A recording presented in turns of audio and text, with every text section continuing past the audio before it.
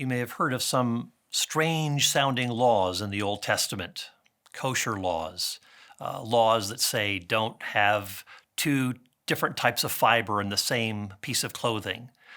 Or what about not plowing with an oxen and a donkey using the same yoke? What's going on in this sort of a setting? What sorts of things can we learn about God's character given these seemingly strange, odd, out of place Old Testament laws? As we look into the Old Testament and study it, we see that there are a lot of things that we can learn about who God is, about his character. But it's important that we understand, first of all, what the Old Testament law is about. The Old Testament law is given to the nation of Israel for a particular period of time. It's like a booster rocket that helps to launch a rocket into outer space. And once that booster rocket has done performing its work, then it falls off. It's not as though the booster rocket is unimportant. It is very important. It has a place in the trajectory of the rocket, but its mission is eventually accomplished and then is no longer necessary. And in the same way, we have the law that is preparatory. It's not ideal, but it's preparatory for the coming of the Messiah who would bring all of these things to full realization, to fulfillment, to the full embodiment of what the law was pointing to. So we look, for example, at the priesthood. The priests' garments, their washings, their offerings, sacrifices, incense burning, and so forth. What we see prefigured here is what Jesus Christ would accomplish, that he would be the faithful high priest who once for all offers sacrifices on our behalf. He represents us to God and offers this perfect sacrifice for us. Jesus is seen as the sacrificial lamb. There were sacrifices in the ancient Near East, so this wasn't anything unusual in Israel. But it was a picture that showed us that there needed to be a substitute. The worshiper would put his hands on the head of the sacrificial animal as though it were symbolically transferring the sins to this sacrificial animal, saying, I deserve to be getting what that animal is getting.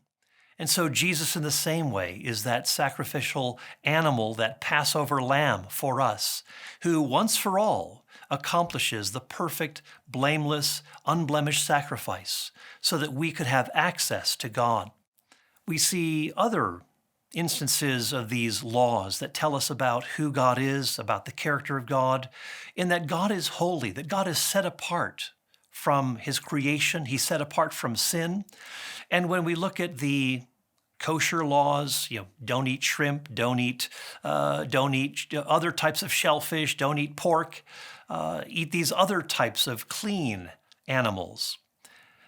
Or when it comes to not planting the same two different crops in the same field, what do we see going on here? Well, in the same way, Israel is to be set apart and unmixed with the other nations.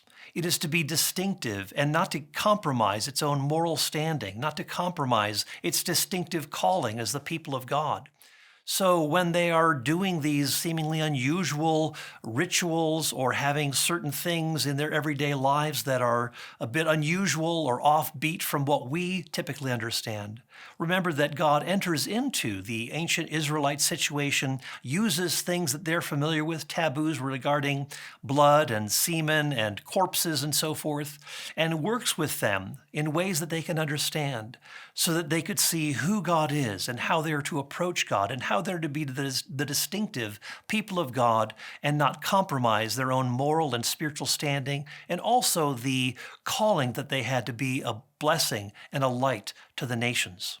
So those are a few things that give to us perhaps a greater understanding of why these laws are important, how they remind us of the holy calling that the Israelites had, that they had a mission to accomplish, and that they had an identity to preserve.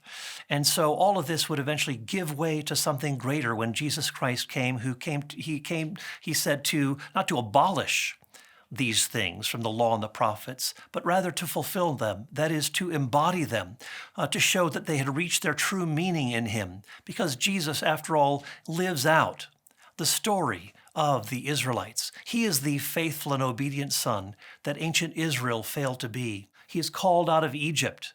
He is one who crosses the waters of baptism through the Jordan River, symbolizing the crossing of the Red Sea. He goes into the wilderness for 40 days and 40 nights. He calls 12 apostles to himself, just like there were 12 tribes in Israel. And so we see that Jesus faithfully lives out Israel's story, brings to completion the law that had been given to Israel, and faithfully lives it out so that we could be accepted by God, that we could be the people of God who have been led by this faithful high priest, who have been brought near through this once-for-all sacrifice, and who are as themselves now to be a royal priesthood and a holy nation, offering spiritual sacrifices to God.